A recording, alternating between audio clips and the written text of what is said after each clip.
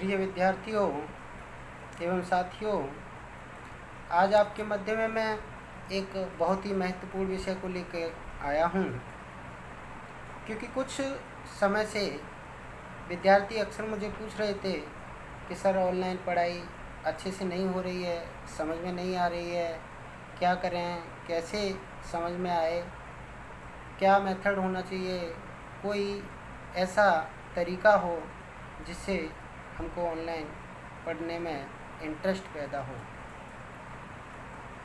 तो बहुत सारे विद्यार्थियों ने ऐसा पूछा और इस विषय को लेकर मैं वैसे तो सीधा जुड़ना चाह रहा था, लेकिन कई कारणों से पर्याप्त समय नहीं मिल पाया और इसीलिए मैं सीधा नहीं जुड़ पाया, क्योंकि विषय अति आवश्यक था। लॉकडाउन का समय चल रहा है और ऐसे में सभी विद्यार्थियों को ऑनलाइन पढ़ाई ही करनी पड़ रही है। तो स्थिति को देखते हुए मैंने ये निर्णय लिया कि मैं वीडियो के माध्यम से ही आपको ये पहुंचा पाऊँ। और इस समय भी लगभग 12 बजे हैं और क्योंकि विषय अति आवश्यक है, इसीलिए मैंने ये निर्णय लिया कि मैं अभी आपको ये वीडियो रिकॉर्ड करूं और जल्द से जल्द आपको पहुंचा दूं। क्योंकि मैंने जितना आवश्यक समझा है उतना ही आवश्यक आपको ये विषय समझ लेना चाहिए। यह बहुत ही महत्वपूर्ण है आपके लिए कि इस समय जो पढ़ाई ऑनलाइन चल रही है वह आपके सिलेबस का बहुत ही महत्वपूर्ण भाग है, और यदि यह भाग आपसे छूट जाएगा तो इसकी भरपाई आप जीवन भर नहीं कर पाएंगे। इसीलिए बहुत आवश्यक है कि आप ऑनलाइन पढ़ाई जो चल रही है उसको पूरी शिद्दत के साथ इसको करें, और जितना अधिक हो सके उतना अधिक प्रयास, जैसे आप क्लास में पढ़ रहे हों, जैसे आप क्लास में कक्षा में पढ़ते हैं, वैसे ही इसको समझने का पूरा प्रयास करेंगे।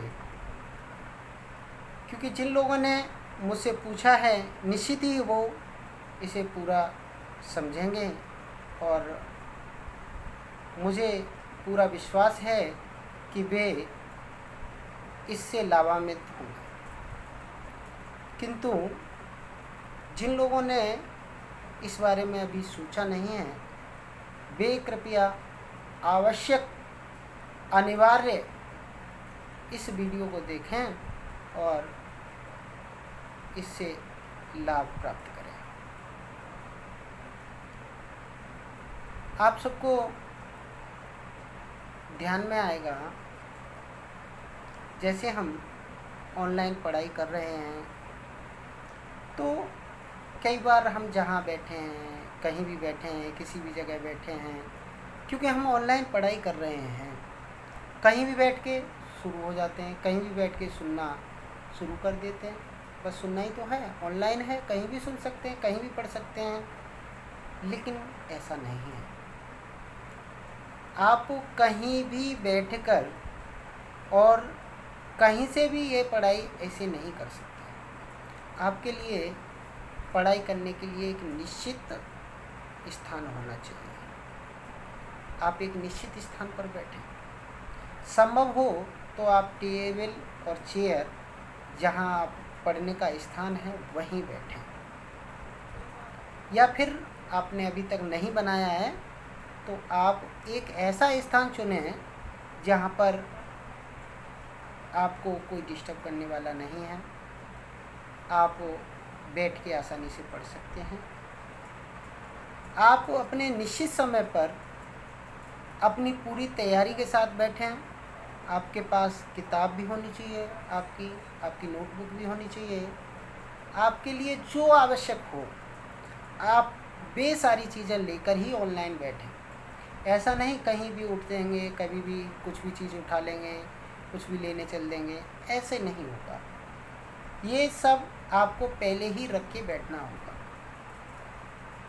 कई बार विद्यार्थी ऐसा करते हैं कि बस पढ़ाई शुरू हो गई है, अब उसके बाद वो पेन ढूंढेंगे, कॉपी ढूंढेंगे, किताब ढूंढेंगे, कहाँ रखी है, कैसे, क्योंकि आप घर में हैं तो आप पहले से तैयारी नहीं करते हैं।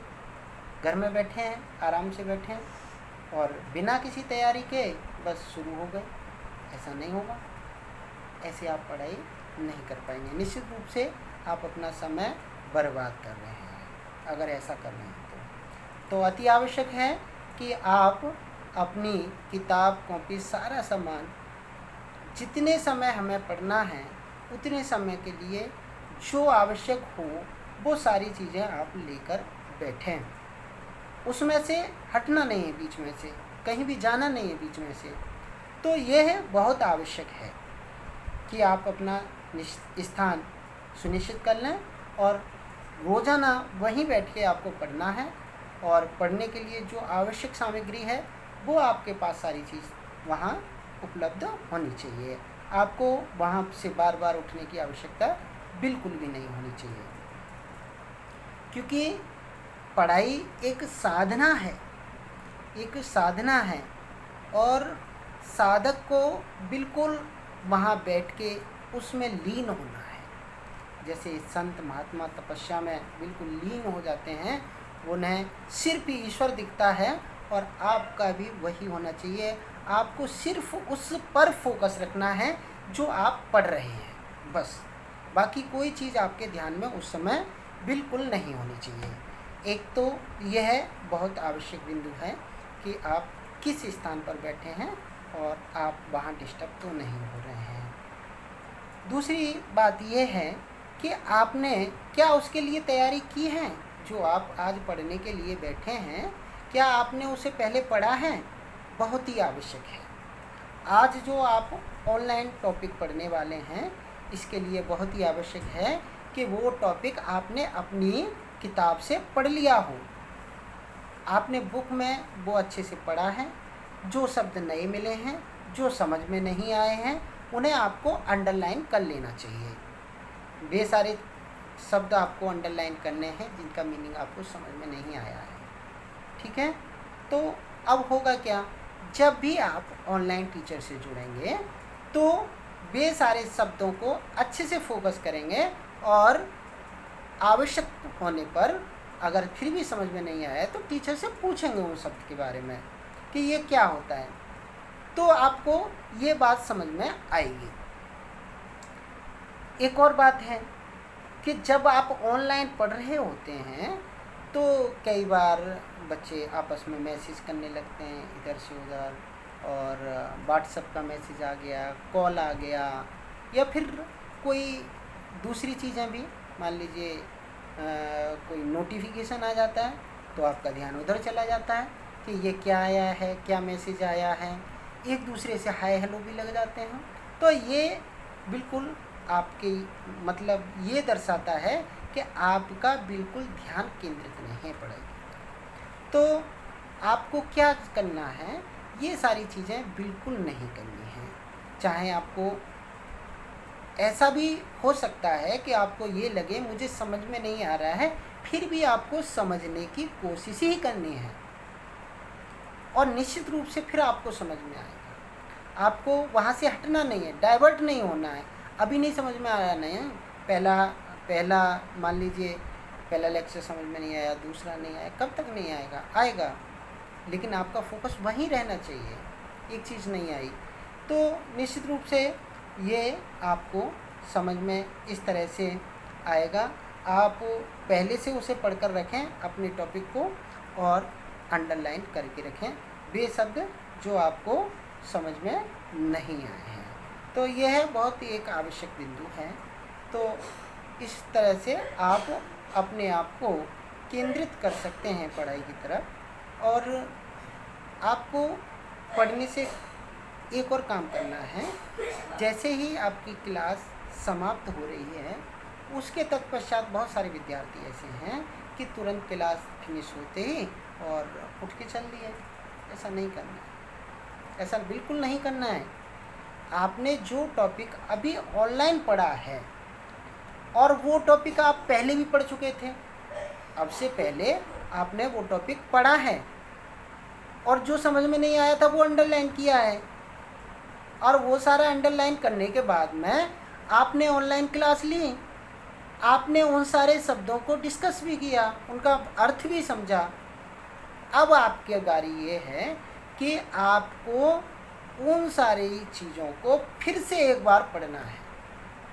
यदि उसमें आपको कहीं कोई कमी दिख रही है तो आप उसे पुनः डिस्कस कर सकते हैं, लेकिन यह अति आवश्यक है कि आप एक बार पुनः उसका रिवीजन करें, चाहे आपको पूरी तरह ही समझ में क्यों ना आ गया हो। विषय अगर आपको पूरी तरह समझ में आ गया है, फिर भी आपको क्लास के बाद उसको पुनः उसका रिवीजन अनिवार्य तरीके से करना है। तो निश्चित रूप से आपको वे सारी चीज़ें समझ में आएंगी।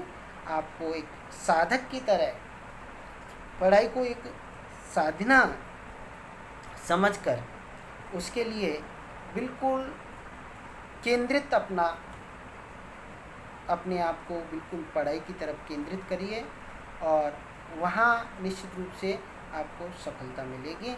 इस तरह से आप अपनी ऑनलाइन पढ़ाई को बहुत अच्छा बना सकते हैं। एक दूसरी भी चीज़ है जो टेक्निकली आपको डिस्टर्ब कर सकती है, तो ये भी बहुत ही महत्वपूर्ण है। ऐसा भी हो सकता है कई बार नेटवर्क ठीक नहीं है, आपका बैटरी चार्ज नहीं है, तो यह बहुत आवश्यक है ये सुनिश्चित कर लें कि आप जहाँ पर रहते हैं, जिस स्थान पर आप रह रहे हैं, क्या वहाँ नेटवर्क जो आप उपयोग में ला रहे हैं अपने, तो वो नेटवर्क ठीक है, उस नेटवर्क की कोई प्रॉब्लम तो नहीं है। अगर नेटवर्क ज़रा भी प्रॉब्लम करता है तो वो आपका ये मान लीजिए उस लेक्चर को पूरे को डिस्टर्ब कर देगा। जो बहुत सारी चीज़ें आपको समझ में आ रही थी वो भी समझ में नहीं आएंगी। तो आपका नेटवर्क भी ठीक होना चाहिए, और पढ़ाई के निश्चित समय से पहले आपका फ़ोन या जो भी डिवाइस आप यूज़ कर रहे हैं वे डिवाइस पूरी तरह से प्रिपेयर होनी चाहिए। यह बहुत आवश्यक है। तो ये कई चीज़ें थीं जो बहुत आवश्यक थीं, और मुझे लगता है अगर आप इतना परिवर्तन अपने आप में करेंगे तो निश्चित रूप से आप ऑनलाइन पढ़ाई अच्छे से कर पाएंगे। ध्यान रहे, आपको ऑनलाइन पढ़ाई करते समय ना कोई मैसेज चेक करना है, ना कोई नोटिफिकेशन चेक करना है, ना कोई कॉल अटेंड करनी है। आपको सिर्फ आपका ध्यान वहीं रहना चाहिए, और जब तक आपकी क्लास फिनिश ना हो जाए तब तक आप उस स्थान से उठेंगे नहीं जहाँ बैठ के आपने पढ़ना शुरू किया था। और ध्यान रहे, आपके पास नोटबुक, पेन, और जो टॉपिक आपने पढ़ा है और जो टॉपिक अब चल रहा है वो टॉपिक आपके पास निश्चित रूप से वहाँ उपलब्ध होना चाहिए। जिस बुक में आपने पढ़ा था, अंडरलाइन किया था, वो सारी चीज़ आपके पास वहाँ उपस्थित होनी चाहिए। और इस तरह से आप अपनी ऑनलाइन पढ़ाई को अच्छा कर सकते हैं। धन्यवाद।